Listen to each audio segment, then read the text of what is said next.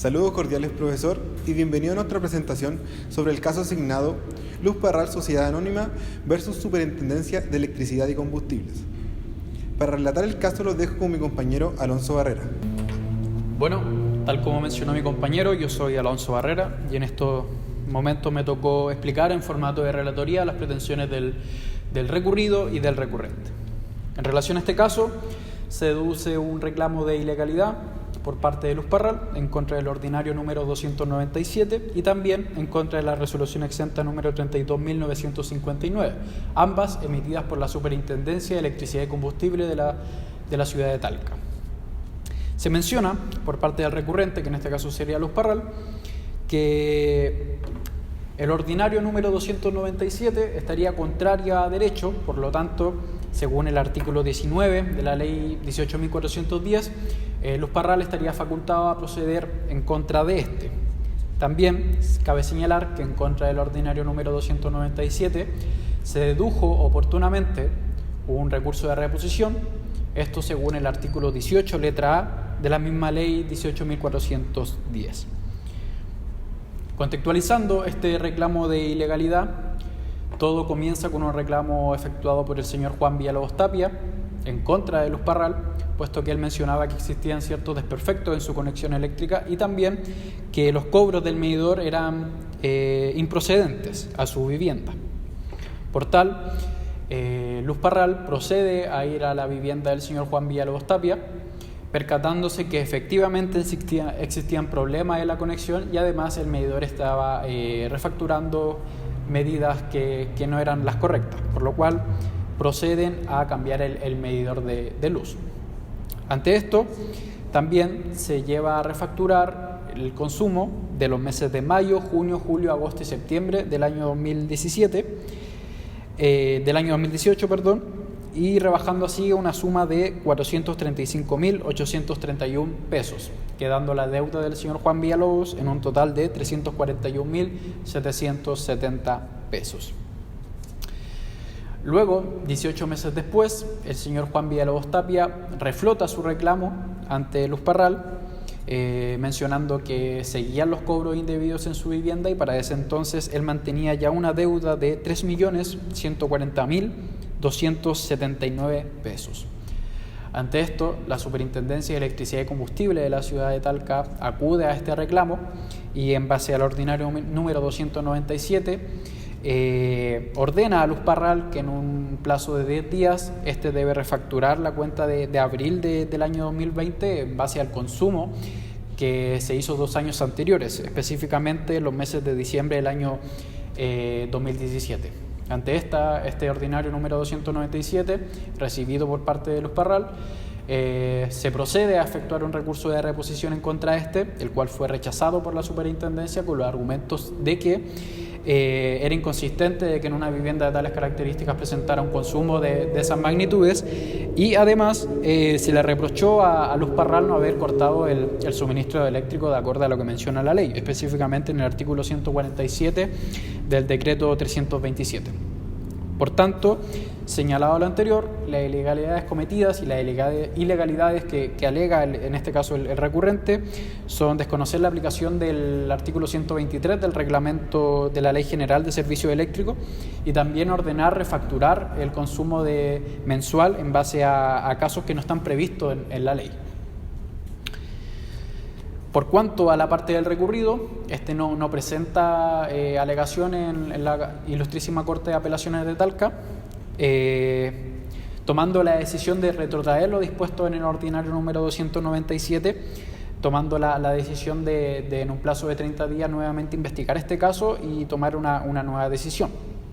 Ante esto, nace un nuevo proceso administrativo, el cual es la resolución exenta número 32.536, emitida en la ciudad de Santiago por la Superintendencia de Electricidad y Combustible de esta ciudad, firmada por el director nacional Sebastián Leighton Pérez.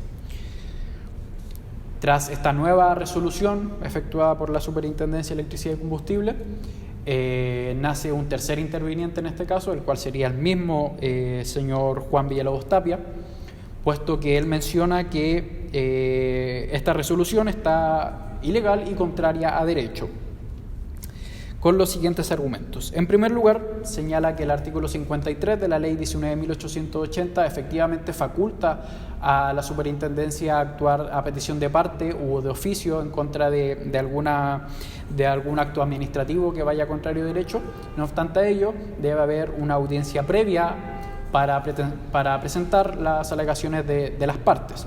Y en este caso el señor Juan Villalobos Tapia menciona que no se le citó y tampoco se le notificó a aquella audiencia. Por lo tanto, esta resolución exenta estaría contraria a derecho según él. En segundo lugar, encontrándose pendiente este contencioso litigoso por la Ilustrísima Corte de Apelaciones de Talca, la resolución exenta que sacó la superintendencia estaría contraria a derecho porque se encontraba inhibida de pronunciarse teniendo un caso por resolver. Por lo tanto, estaría en contra del artículo 6, inciso 3 de la ley 10.336, la cual es de la Contraloría General de la República. Por tanto, el señor Sebastián Leighton se arrogó facultades jurisdiccionales que de alguna u otra manera otorgó una preferencia a una parte por sobre otra. En este caso sería a Luz Parral por sobre el señor Juan Villalobos Tapia. En tercer lugar, el señor Juan Villalobos alega que se le transgredió su derecho estipulado en el artículo 19, número 3 de la Constitución Política de la República, el cual establece la igualdad de protección ante la ley y también de sus derechos. Y por último, se alega que don Sebastián Leighton se arrogó facultades administrativas que están fuera de su competencia, transgrediendo así el artículo número 7 de la Constitución Política de la República, el cual menciona que todos los funcionarios deben actuar bajo su competencia y en la forma en que lo ampara la ley. Y por lo tanto, también estarían transgrediendo lo que señala el artículo 7, inciso 3 de la misma Constitución Política de la República, y con ello todo acto que emana de ello sería y es reclamado nulo. Por lo tanto, las alegaciones del señor Juan Villalobos Tapia es que se revoque la sentencia apelada y también que se rechace el reclamo de ilegalidad interpuesto por Luz Parral. Ante esto, voy a seguir con mi compañero Juan Mielén, en cual explicará las pretensiones del conflicto y también las partes presentes dentro de este caso. Muchas gracias.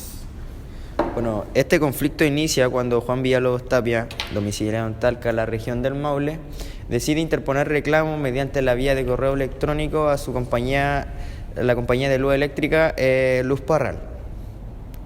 En respuesta a esto, la compañía instruye una revisión de servicio al medidor de la casa de Juan Villalobos, constatándose que existía un déficit en el medidor. En respuesta a esto, decide reemplazar este medidor por uno nuevo y certificado por la Superintendencia de Electricidad. Además, se le ordena refacturar las casi 5 meses de deuda acumulada que llevaba Juan Villalobos, que alcanzaba los 780.000 pesos. Transcurrió 18 meses de supuestamente solucionar el conflicto. Juan Villalobos reitera sus reclamos, pero esta vez ante la Superintendencia de Electricidad, alegando lo mismo, que existían excesivos cobros en su cuenta de luz. En respuesta a esto, la SEC, mediante el ordinario 297, ordena la refacturación de toda la deuda acumulada por Juan Villalobos, que hasta en ese entonces transcurrió casi 2 años, acumulaba 3 millones de pesos. No conforme con esto, la compañía interpone un recurso de reposición, alegando que la cuenta que acumulaba Juan Villalobos era posterior a la solución del conflicto previo, y que la deuda era lo que aparecía en el medidor que en ese entonces se encontraba en su domicilio. La SEC, mediante resolución exenta, rechaza este recurso de reposición, ya que argumentando que no se entregaban nuevos antecedentes. Luz Parral acude esta vez ante la Corte de Apelaciones de Talca, interponiendo un reclamo de ilegalidad, argumentando que existía una desviación de derecho y del objeto controversial. En respuesta a esto, se evacúa un informe por parte de la Superintendencia en el que decide allanarse y se retrotrae de sus 2 decisiones administrativas previas, que era el ordinario 297 y la resolución exenta. y pidiéndole a la Corte de Apelaciones un plazo de 30 días para entregar una solución a este conflicto, pero que se ajuste a derecho. Juan Villalobos, en su posición de tercero interesado y afectado, apela a la sentencia, esta vez ante la excelentísima Corte Suprema, argumentando primero que existía una extemporaneidad en la interposición del reclamo de ilegalidad por parte de Luz Parral. Segundo, que la SEC, para invalidar un acto administrativo, debe citar previamente a una audiencia, que en este caso no se llevó a cabo. Y por último, que en el momento de evacuar informe existía una sentencia pendiente en la Corte de Apelaciones. Por ende, esta institución administrativa no se podía pronunciar en el conflicto. A continuación les dejaré con mi compañero Luis Álvarez, que le hablará de las instituciones presentes en este conflicto.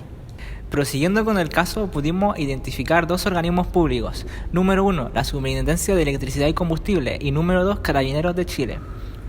Por primera parte, la Superintendencia de Electricidad y Combustible tiene la facultad de vigilar, supervisar y adecuar todos los elementos electrónicos que se encuentran alrededor de la República. La Superintendencia, en ahora en adelante como SEC, tiene la obligación de vigilar, supervisar y adecuar todos los aparatos que funcionan a base de electricidad, gas y combustible. Su ley principal es la 18.410. Dentro de esta ley, sus artículos más importantes son el artículo número 1, la cual la crea. El artículo número 2 indica cuál es su objetivo, y el artículo número 3 que indica cuáles son sus funciones. Los actos evacuados por la SEC se pueden contar alrededor de todo el caso, ya que es uno de los actores principales de esta demanda o de este caso. Por otra parte, Carabineros de Chile. Carabineros de Chile es una organización militarizada y jerarquizada que se encarga, su objetivo principal es la prevención y cuidar a toda la población que se encuentra dentro de la República. Dentro de sus objetivos principales está la seguridad, la colaboración social, la supervisación de la seguridad de todos los ciudadanos y la colaboración también con los órganos de justicia de nuestro país. Su ley principal sería la ley 21.394, que esta ley es nueva, ya que se le activan reformas al sistema judicial en el cual ambas se complementan, y su segunda ley, la 21.427, que moderniza la gestión constitucional. Además, esta ley en su artículo 2 bis indica que por primera vez Carabineros de Chile tiene que respetar los derechos humanos de todos los ciudadanos de la República. Finalmente, los actos evacuados por el Carabineros de Chile fue, número 1, en parte principal, hacer la primera notificación para que continuara el caso. Finalizado esto, dando curso progresivo, lo dejo con mi compañero Jean Paul Aguilera. Bueno, yo les explicaré las instituciones jurídicas que están presentes en este caso, las cuales vendrían siendo dos: la cosa juzgada y la Corte de Apelaciones. Como primera parte, la cosa juzgada vendría siendo un recurso utilizado por la ley en sentencias firmes, las cuales tienen como objetivo, por medio de la declaración de un juez, resolver el asunto litiginoso, el cual no se pueda volver a discutir por ningún otro procedimiento del mismo tipo o a futuro. Con todo lo dicho anteriormente, la cosa juzgada se encuentra presente en correos que fueron presentes en esta sentencia, la cual el primero presenta el recurso de reposición rechazado y el segundo adjuntando el ordenamiento 541 por medio del punto 2 y el punto 4 de este mismo. Se respalda lo establecido en el ordenamiento 297. Y también, por último, se encuentra presente en la sentencia emitida por la tercera cámara de la excelentísima Corte Suprema. El segundo, como dije anteriormente, viene siendo la Corte de Apelaciones, la cual es un tribunal ordinario, colegiado, de derecho y permanente, el cual ejerce sus funciones en un territorio determinado, el cual vendría siendo el segundo órgano jurídico de mayor jerarquía sobre nuestro territorio, el cual está compuesto por jueces o magistrados llamados ministros, los cuales se encuentran regulados por el artículo 56 del Código Orgánico de Tribunales. Con eso dicho anteriormente, la Ilustrísima Corte de Apelaciones fue la encargada de resolver el reclamo de ilegalidad interpuesto por la Compañía Eléctrica Luz Parral. Ahora les dejaré con mi compañera María José Villafani, la cual explicará las instituciones administrativas. Como bien dijo mi compañero Jan, mi nombre es María José Villafaña y me referiré a las instituciones del derecho administrativo nacional contenidas en el proceso analizado.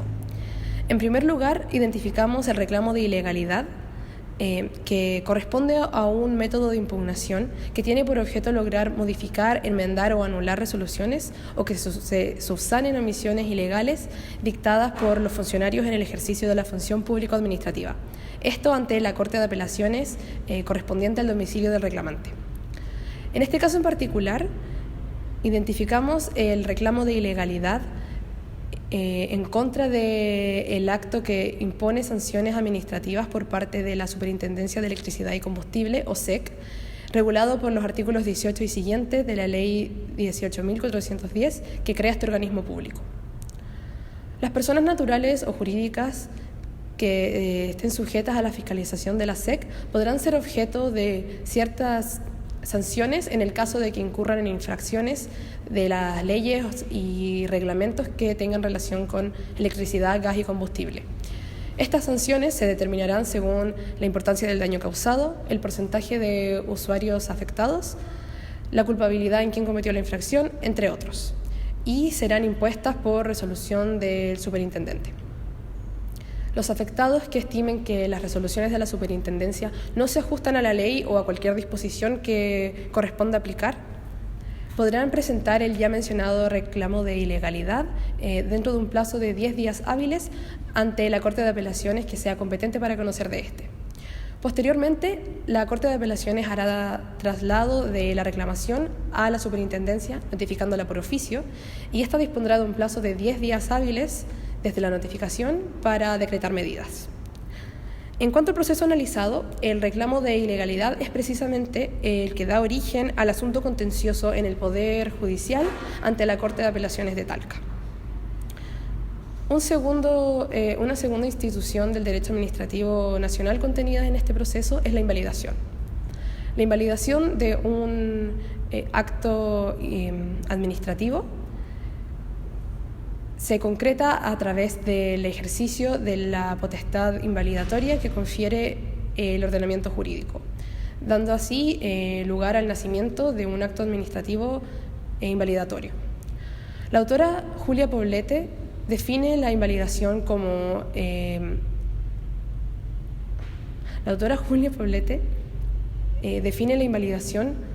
el retiro del acto administrativo por causas de ilegalidad en un sentido amplio, es decir, por ser contraria al derecho. La invalidación se encuentra reconocida y regulada por el artículo 53 de la Ley 19.880.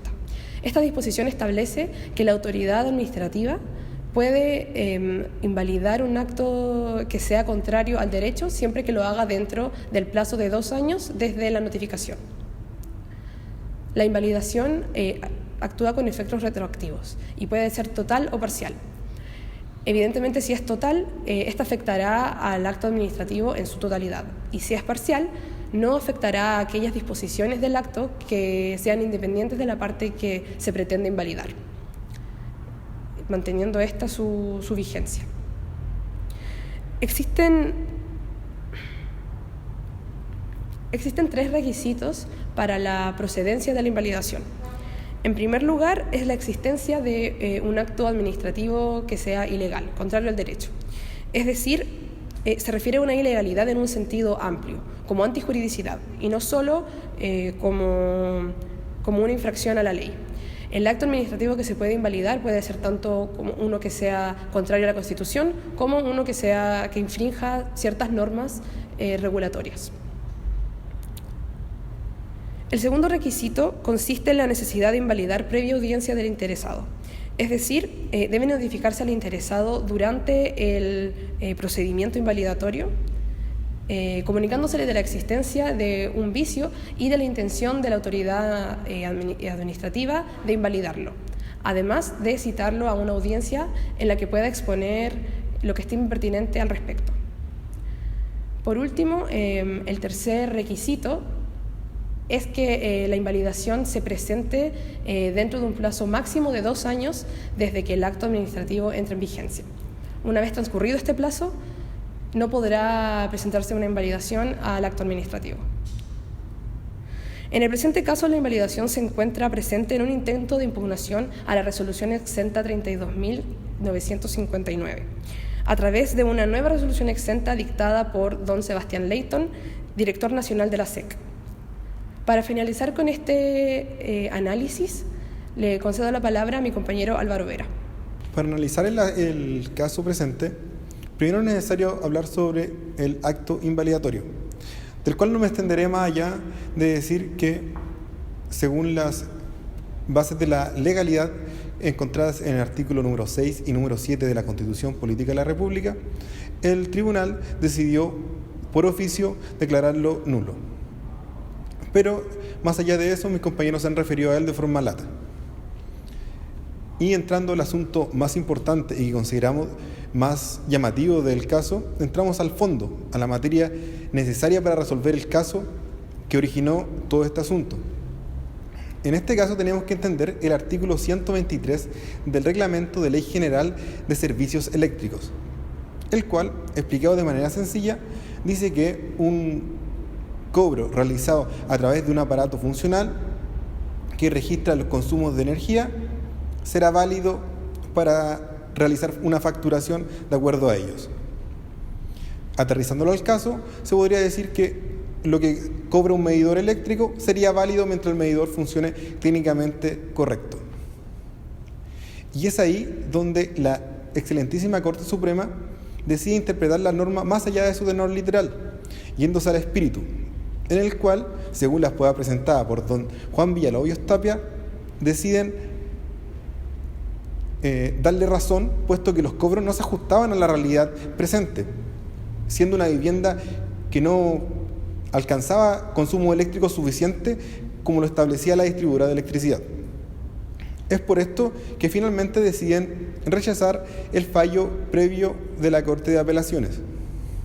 Y para cerrar, y como una opinión altamente especulativa, podríamos decir que sobre la extemporaneidad del recurso no se quiso pronunciar la excelentísima Corte Suprema debido a que dejaría una posición muy vulnerable a la Superintendencia de Electricidad y Combustible, puesto que si se comprueba que existe una plataforma privada en donde se comunican las resoluciones de manera diferente al cliente que a la distribuidora de electricidad, entraríamos en un problema de igualdad ante la ley, algo que es perjudicial para todo el ordenamiento público.